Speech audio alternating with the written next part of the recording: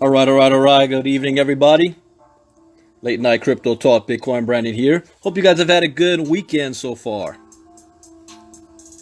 Getting ready to start a new week. Sunday evening. Let's see, who do we have? Good evening, Gerald, Lisa Smith, Renee Hoffman, Darnell, Kelvin, Richard King, Carrie, TC, Mauricio, Bonita, Cassandra, Kathy Keene, Charles Phillips.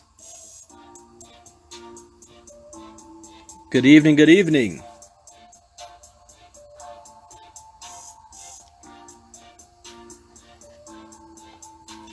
It's a beautiful day in California today. Got to see a pre-screening of Jurassic World, which I don't understand why they do a pre-screening 3 days after the movie opened up. But we were down at the Universal Studios lot with the vice president of Universal Studios. We had a fun afternoon. As a disclaimer, I'm not a licensed financial advisor to be dispensing financial advice. I read the news, give my opinion, share suggestions, and it is up to you to come up and form your own opinion. There's 4 rules I live by in the crypto space. Rule number 1. Education is everything. Education is everything. Rule number 2. Never invest money you cannot afford to lose. Rule number 3. Always get your return on investment back as fast as possible. And rule number 4. Where do you see yourself 3 months, 6 months, a year from now? What are you willing to do to make it happen? What vehicle are you using? Then take action, stay focused, and don't get distracted. There's so many things out there in the crypto space that can get you all caught up. And there are good opportunities as well, but you can't be a part of everything. You got to stay focused. This does not guarantee you success in the crypto space. But what it will do is at least limit your risk. And that, ladies and gentlemen, is the most that you can ask for.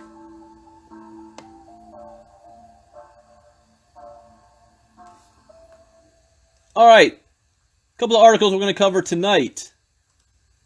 I'm going to start with this one. I thought this was interesting, especially with the title. Investors should sleep with one eye open as a reckoning is coming for ICOs. Ooh. That's an ominous title. Let's see, what do they mean by this?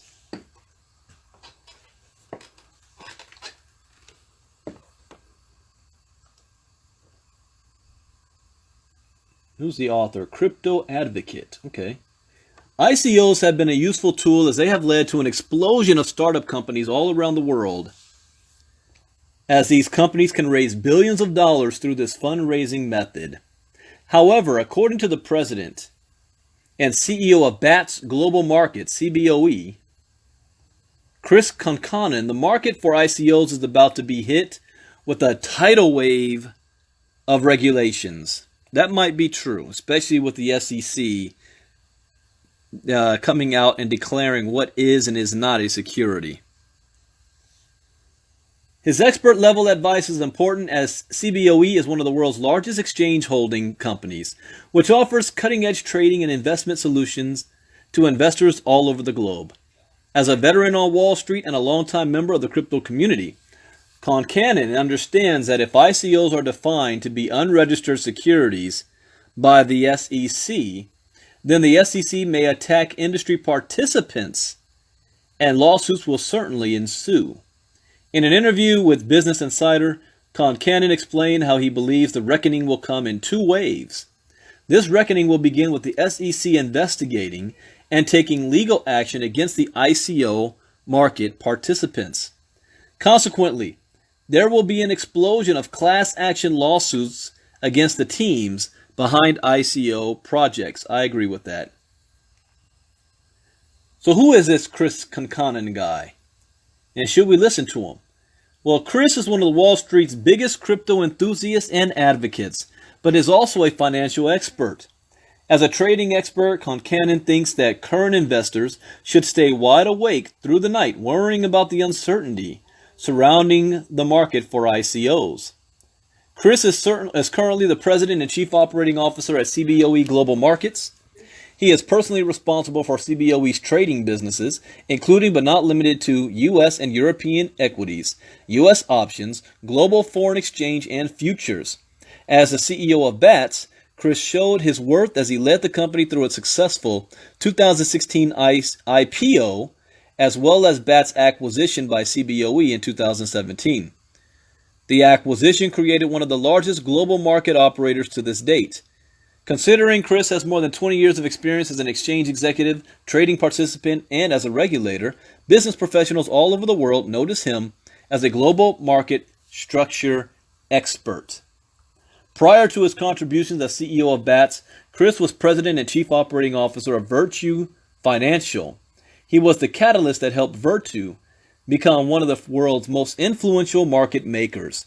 Chris has previously worked as a staff attorney at the SEC in the Division of Market Regulation from 94 to 97. He then joined the law firm of Morgan, Lewis & Bockius, LLP. In 1999, he transferred over to Island ECN. From Island, he became president of Instinet Clearing Services before joining NASDAQ in 2003.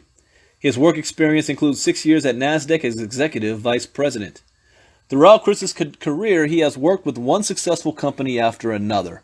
Not only that, but he has consistently made his way to the top levels of senior management in each of these companies, as he was one of the main factors to the driving force that led to their success. Chris's extensive financial business experience includes 6 years at NASDAQ as executive vice president.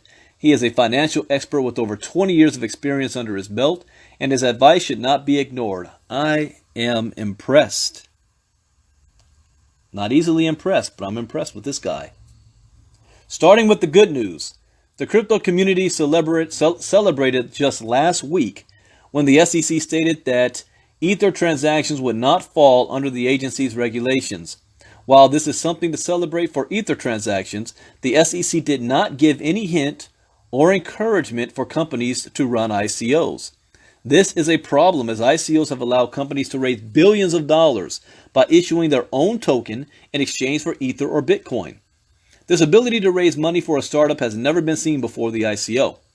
While the ICO market has given many promising startups the opportunity to thrive in this competitive world we live in today, with competition comes fraud, and the IC market has been known for its fair share of fraud.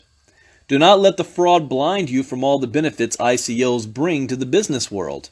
ICOs have given small tech startups an opportunity to raise billions of dollars from a wide spectrum of investors, a technique that reaches investors all over the world, big time and small, that never existed in the financial world until now.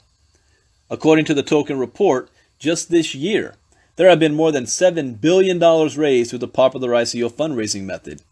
ICOs are continuing to become a popular long-term investment.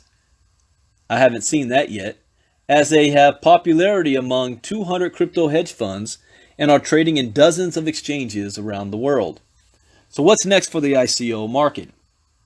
Whether the SEC ultimately determines the lion's share of ICOs are unregistered securities, then many players in the market would find themselves in a legal conundrum, Chris explained. The actual party that offered the unregistered coin, they could have been involved in issuing an unregistered security. Anyone who sold that off could be deemed an registered underwriter. All right, stop right there. You need to pay close attention to that last sentence he just said.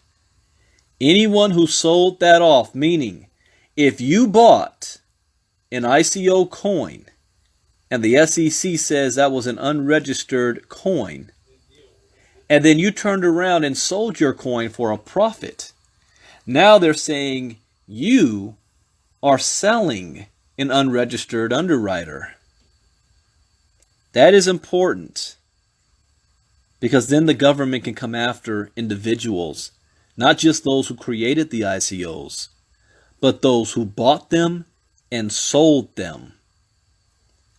While the threat of legal action from the SEC remains on high alert, Robert Hackett, a professor of financial regulation at Cornell University, said you are only likely to see the SEC take legal actions for specific circumstances. Hackett further explains, I don't think it is the case that people involved in the business are going to be prosecuted against as if they have been violating the law, but there is a little bit of room for an exception with something particularly egregious. Meaning that a company could have previously misled investors about certain offerings or claimed it would never fall under the regulations of the SEC.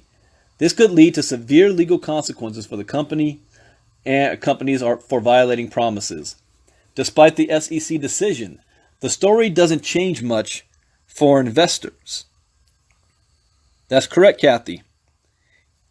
If what they're saying is, if you bought the ICO, or you bought the token from an ICO. I want everybody to understand what is the SEC isn't saying this is what they'll do, but they left the room open that this is what they could do by law. So here's the step. A company decides to have a crowdfunding through an ICO. The SEC declares that all ICOs are selling of unregistered securities. The company creates their own token and sells it not through US dollar, but you have to exchange it by either Litecoin, Ethereum, or Bitcoin, or whatever crypto coin. So you're giving them an asset.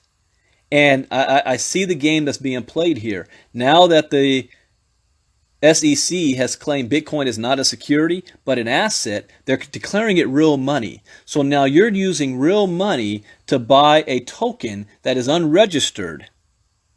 So then there's the next step. So the SEC could first go after the company for selling an unregistered security. But if you turn around and sell off your tokens, you could be considered an unregistered underwriter, which now means you're now selling your tokens that already aren't registered for cash. So you're selling it to somebody else. So not only does the agency need to be registered to sell a security, but you as an individual have to be registered to sell it as well for your profit. The only other way around that is if you let a third party sell your tokens, and that third party that is registered. That's what happens on the stock market. That is tricky. Now I have a full, clear understanding of the game the SEC is playing. That means everybody's at risk. But they don't have the manpower to go after everybody. So, what they'll do is, let me go back and see here. I lost my place here. To make this statement clear, the SEC could come up with an entirely new designation for ICOs and how they should and need to be regulated. What's scary is it's not clear whether the SEC would retroactively go after all market participants. The IRS would. So I would assume they would do the same thing. But like he said, they're only going to look at the most egregious cases. They don't have the manpower nor the tracking to go after everybody, because not every ICO had a KYC attached to it. You were able to buy tokens just by registering on a freaking website. You could have made up whatever name you wanted. There's no tracking on that. So while the threat of legal actions from the SEC remains on high alert, Robert Hackett, a professor of financial regulation at Cornell University, said they're only going to take legal actions for specific circumstances. Hackett further explains, I don't think it is the case that people involved in the business are going to be prosecuted as if they have been violating the law, but there is a little bit of room for an exception with something particularly egregious, meaning that a company could have previously misled investors about certain offerings or claimed it would never fall under the regulations of the SEC. This could lead to severe legal consequences for those companies for violating promises. Despite the SEC decision, the story doesn't change much for investors. If the SEC defines ICOs as unregistered securities, then all their holdings will be rendered valueless. That is also another reason why I don't know too many people playing the ICO game as a long-term thing. You don't want to hold on to these coins for very long. You want to get your profit as fast as freaking possible. Because what happens if you've got a bunch of coins you're sitting on, the SEC swoops in and says, oh yeah, this company was selling an unregistered security, therefore all of your holdings are now valueless. The best that can happen is if then you get involved in a class action lawsuit to claw back or recoup your original investment, and that's assuming that the owners don't run off with your money. They don't, they feel the heat of the SEC and they decide to take off with everybody's Bitcoin. Especially if they're anonymous. So according to Chris, this would trigger the second wave of reckoning. He explained, if you sold someone an unregistered security, you are liable to them if they decide to take them to court. Oh, wow. But how do you do that if you're selling it on an exchange? That's how are they going to find that part out? Oh, but wait. The exchanges in the United States have to follow KYC laws, which means they can match an individual and their wallets and who sold what. That's tricky. The ICO market has seen a vast and growing number of class action lawsuits already, just in late 2017. Business litigation from Silver Miller filed a class action suit against Monkey Capital, a crypto hedge fund. Miller is representing the plaintiff as Money Capital promoted its ICO and violated U.S. security laws. Any ICO that used fraudulent practices, illegal strategies, or defrauded the customer is possibly going to face justice in the court of law. For Hockett, the regulations will help crypto finally move out of the current so-called Wild West phase and will bring it to a phase of regulatory scrutiny for the short term.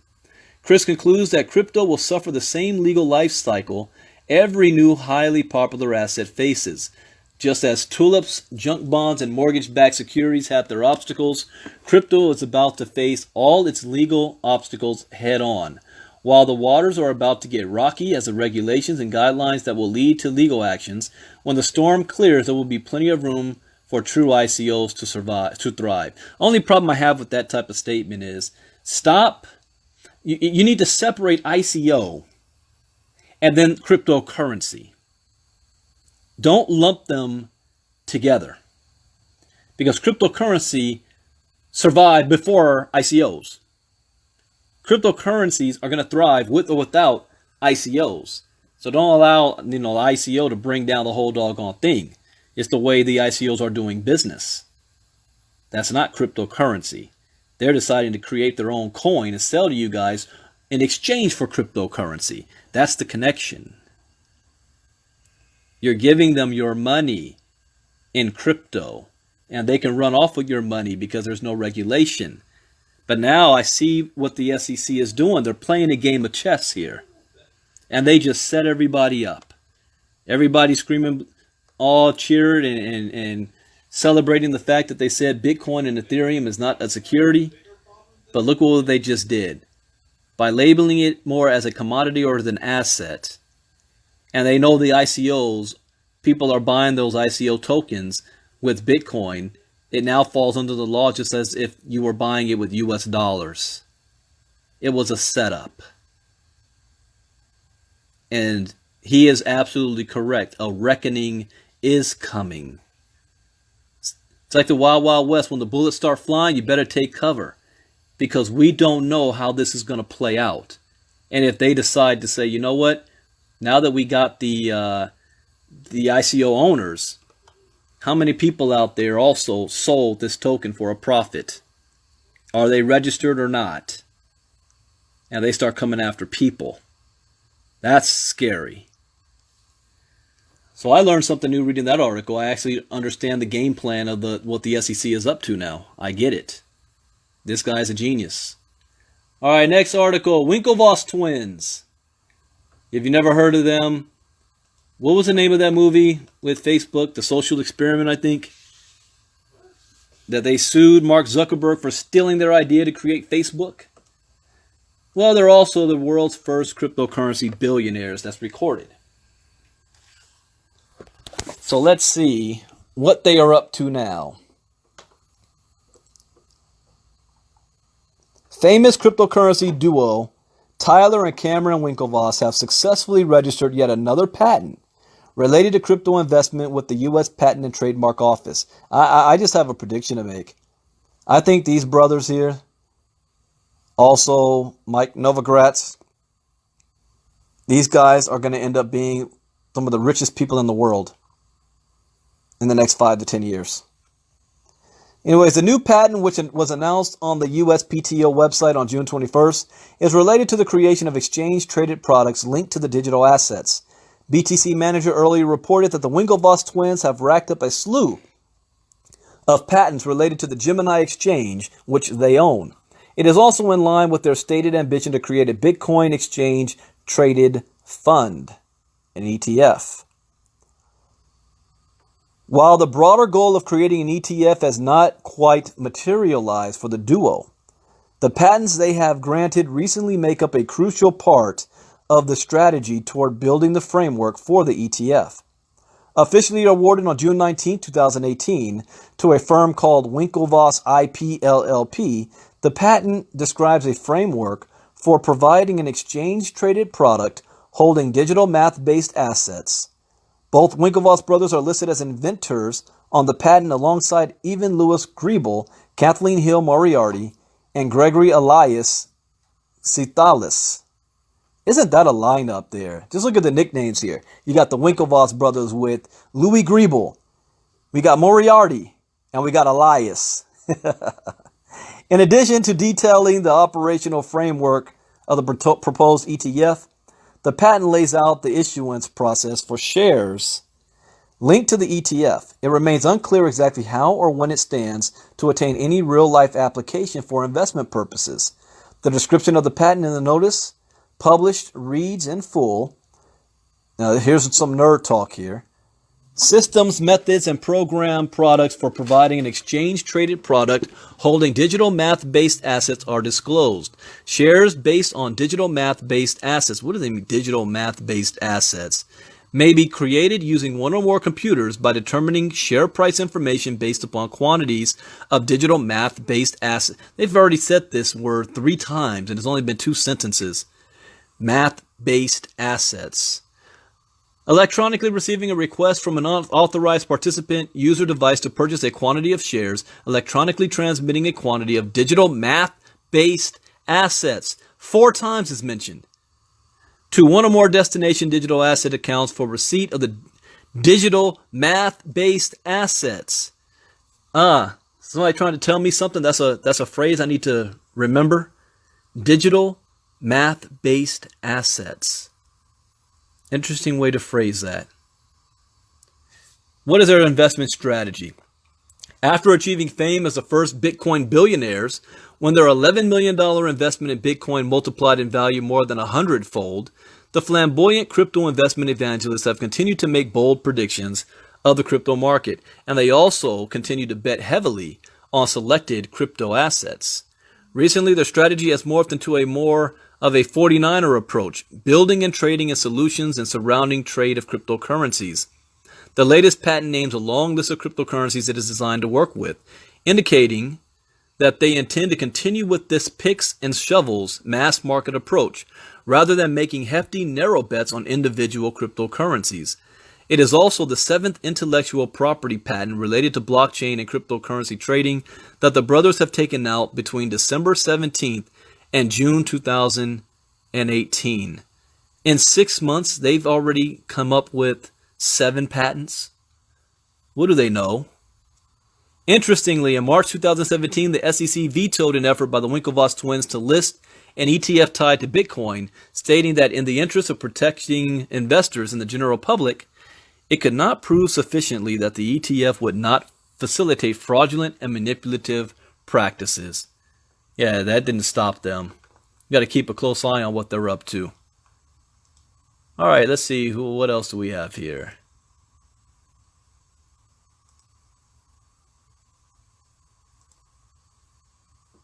Let's see. All right, this one. Cardano co-founder, Wallstreet will bring tens of trillions of dollars to crypto. That is why we are holding our coins. We're not shaken by what the market is doing right now because we know where it's going to be in the future. We just can't predict when. So it's that old saying, it's not a matter of if, it's a matter of when this will happen.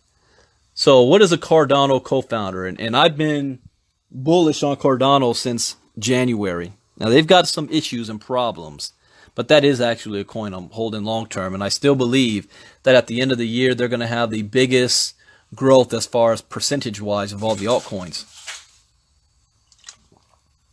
That is not me saying you need to go get some. I'm just giving my opinion on something. Charles Hoskinson, co-founder of altcoin Cardano, tweeted June 20th that the entry of Wallstreet into the crypto sector will bring in tens of trillions of dollars. Put that in perspective. Right now, the market cap of Bitcoin alone is right at 100 million. The total market cap is what, 270 something billion dollars. I'm sorry, I said 100 million. I meant 100 billion. Bitcoin by itself. But the total market cap about 270 billion dollars, all crypto coins.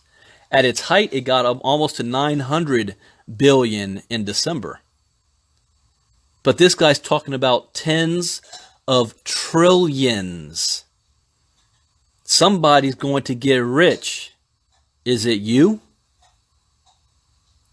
Says what's often missed by the cryptocurrency is going to die, broken record media, is that after the next wave of regulation, Wallstreet is showing up to the party with all their locked up capital. That's tens of trillions of dollars entering the space eventually. Future is bright. Cardano, which is currently ranked 8th on CoinMarketCap, has a market cap of around 3.5 billion. Charles Hoskinson was also one of the founding members of Ethereum, crypto startup Invictus Innovations, and crypto tech company IOHK. When asked by a commentator what exactly the crypto community is building, Hoskinson answered, an entirely new world. You see that right there? I'm not crazy. I'm not a fanatic. I've been saying it, that this is going to fundamentally change everything. We are at the vanguard of a new age. And here you got this guy just said, when asked, but what are we building that is really useful beyond Bitcoin? An entirely new world. This is scary to me. It's scary to me because I'm afraid not to take action. I am afraid of being left behind. I am afraid of having cold night sleeps in 10 years. Seeing what the world is 10 years from now and looking back at this time and this era, knowing that I could have done something and I didn't. That's motivating. So the intersection of cryptocurrency and Wall Street has been welcomed by those who also see a potential influx in capital. In mid-May, cryptocurrency wallet and exchange Coinbase released a new suite of products designed to attract institutional investors by relieving security and regulatory compliance concerns. Speaking about the product release, the VP of Coinbase referred to $10 billion of Wall Street money that now had the potential to enter the market. That's still nothing. The $1 trillion value has also been bandied around before, as Dan Morehead, right, Jeremy? Dan Morehead, CEO of a billion-dollar crypto hedge fund Pantera Capital, said in April that a $40 trillion crypto market is possible, in part due to the Wall Street's increasing interest in clearing crypto trades. Yeah, I'm also scared because I don't have the resources that I need to do what I know needs to be done. I mean, think about the Winklevoss twins were able to dump $11 million years ago. They have the resources to do so. Personally, I want to have $100,000 to $500,000 of play money that I'm not worried about losing, that I want to be able to put into the crypto and build my crypto portfolio off of. You know, it's tough to try to live and have a budget for crypto at the same time. You got to go a little slower. So we got to speed things up. All right, next article. This is the last one I'll read tonight. I got a team call later on tonight.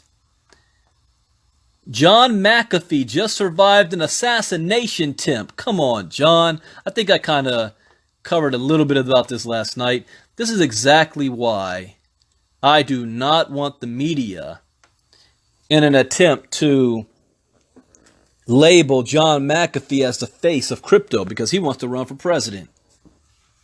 That's not a good look for us. As genius as he is, you know, there's that fine line between crazy and genius. I think John, you know, at times goes on both ends of it. You know, one day he's on the genius side, the next day, you know, he's on the crazy side. So, is this really an assassination attempt, or what I might think that he might have fell off the wagon. He might have went back to doing some drugs and, you know, was in a coma for 2 days and just waking up. So let's read this report and you decide. Many in the crypto world follow John McAfee, the legendary cybersecurity pioneer, on Twitter. Those who follow him would have been wondering where he has disappeared to, given he tweets every day. He was back on Twitter yesterday with the reason he was missing, and the reason is scary and shocking at the same time. The tweet, which got his fans smiling after days, read, "I apologize for my 3-day absence, but I was unconscious for 2 days at the Vidant Medical Center in North Carolina and just woke up." Well, was he doing something, partying in North Carolina a certain way? "However, I am more difficult to kill than anyone can possibly imagine. I am back." And it's got a picture of him like he's in a freaking coma with all these machines attached to him. So McAfee has proven to be a powerhouse in the crypto community, from giving positivity whenever the market falls to establish the importance of cryptocurrency through the Declaration of Currency Independence. I like that. According to the tweet, he was poisoned by his drink being spiked. Okay, so he was at a party, obviously, with a whole bunch of people, and somehow his drink got spiked. Is that what we're going to go with? It could happen. You know, I'm just saying. McAfee shared photos of him lying in the hospital unconscious in a hospital bed. Then he said, "And for those who did this, you will soon understand the true meaning of wrath. I know exactly who you are. You had better be gone." Well, if that's true, why isn't this all on the news? Why? I mean, John McAfee, assassination attempt, and he knows who it is. Why isn't this all on the news? I'm hearing it on freaking ToshiTimes.com. Or I might be missing it. You know, I've been off the grid for about a week or so I haven't been paying attention like I normally do. So McAfee has had many instances in the past which have tried to kill him. So anytime something crazy happens, he says somebody's trying to kill me. One such case was his house being burned in Belize, which all pointed a hater trying to kill him. However, he has time and again proved he is unstoppable and will keep his enemies crying. McAfee even assured his fans by replying to one of his tweets yesterday, "It takes more than poison, bullets, or hanging to kill me. All three have been tried more than once. I remember there was a picture of him with these scars around his neck. Again, did somebody try to hang him, or was he in some kind of medicated stupor and he tried to hang himself? Those things happen. Psychedelic drugs. Now the question, so let's see. So now the question arises, who could his angry enemies be this time around? McAfee has already warned about the hatred the SEC has on him due to the number of cryptocurrencies he supports quite openly. Oh, after reading that article, John McAfee is exactly somebody they can come after on the ICO side. Didn't think about that till right now. This McAfee has been prowling around with his securities since May, beginning due to threats in his life, which he openly stated. So he's walking around with security, yet he ended up still getting his drink spiked. I'd fire them on the spot. You're not doing your job. You only got one thing to do. Keep eyes on me at all times. It could also be cartels, which time and again he has reported being the main culprits. These cartels keep firing at him due to the alleged murder he was involved in Belize in 2012. I think I remember that. Many would think he will go back into hiding. Oh no. But no, this time around his wife and him gave their answers through a picture. That's why I was watching. I was like, he got himself a sister. She must be down from Belize. Throwing up the middle finger, huh? My wife and I with a message to my incompetent enemies. And for those who did this, you will soon understand the true meaning of wrath, he tweeted. What you gonna do, John? Come on now. You're a keyboard gangster. You're 70 in your 70s. What are you gonna do? Roll up on the next Bitcoin invention and roll up on somebody? Given McAfee's strong willpower and determination, it's best if these enemies run away as far as they can. Really, why? Or are you just playing that up to John? Yeah, this is exactly why we don't need John to be the face of crypto. If you want to use somebody eccentric, and I've said this before, go grab Sir Richard Branson. And you're good to go. Well, all right, ladies and gentlemen. That is it for tonight. Tomorrow morning, I do have a couple of articles. If they're still important tomorrow morning, I'll cover them. Like this one. UBS CEO believes blockchain is the solution to banking woes. Oh, I definitely will cover that tomorrow. Then we've got U.S. Secret Service. Ask Congress for help to prevent illicit use of privacy coins. Okay. So now you already have the SEC on it. So now you want to throw Secret Service on this as well. And then I think I read this one yesterday. Class is in session. Stanford University establishes blockchain research center. Why do I still have this? Oh, I was going to copy the quote. That's right. There was a quote in here I liked. I didn't copy that yet. Let's see. Where's that quote? Blockchain massively lowers the barriers to creating tradable digital assets. It allows individuals who don't know each other or even trust one another to make irreversible transactions in a whole variety of fields in a safe and secure way. That is a hell of a quote right there. And that comes from Stanford University. So I am going to save this quote and use it for later.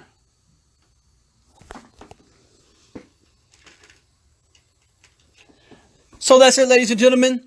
I have a team call coming up in about 15 minutes from now. I hope you guys had a great weekend.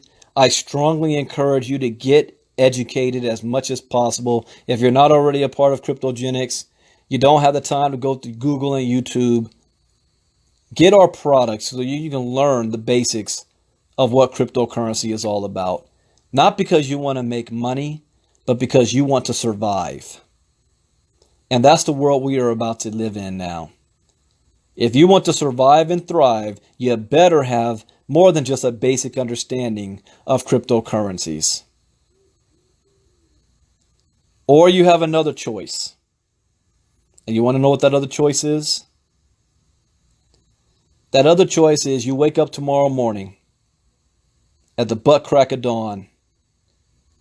You rush off to rush hour traffic to a job you don't like, to work with people you can't stand, to eat lunch at 12 when you're hungry at 11, to ask for permission to go to the bathroom as if you're a child, to do this for 40 years of your life if you're lucky enough to have the same job for 40 years. But the federal government admits that 97% of all Americans will retire broke, dependent on family, government, and friends by the age of 65. 97%.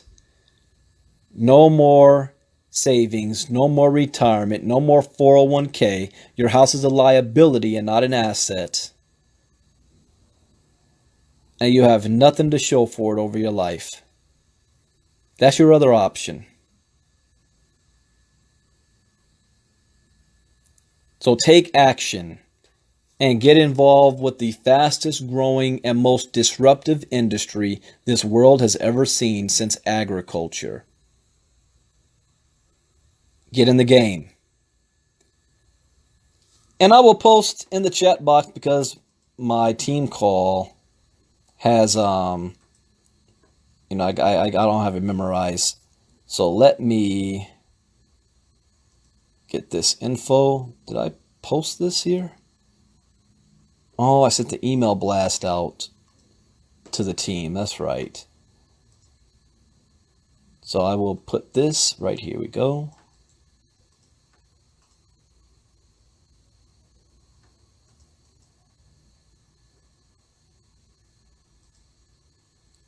And, oh, come on.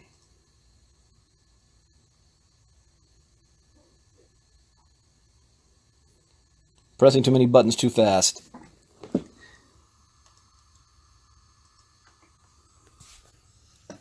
All right, that's the information for those that want to hop onto the team call in about 15 minutes.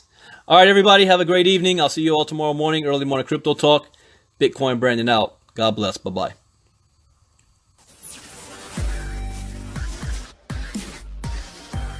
Crypto Gen X.